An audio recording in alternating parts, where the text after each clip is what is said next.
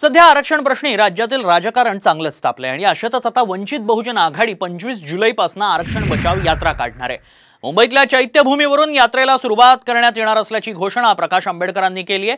सध्याचा जातीय तणाव हा श्रीमंत मराठ्यांमुळे असल्याचा आरोप आंबेडकर करतायत। तो या सगळ्या ओबीसी संघटना ज्या होत्या त्यांची एक मागणी होती की आपण जे वंचित बहुजन आघाडी जी भूमिका मांडते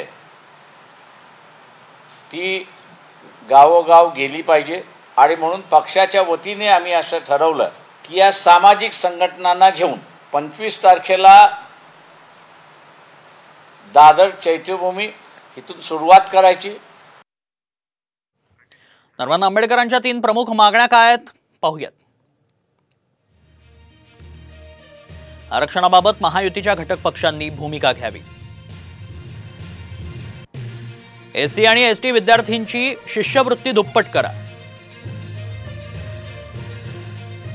ओबीसी विद्यार्थ्यांना एससी आणि एसटीची फेलोशिप लागू करण्यात यावी।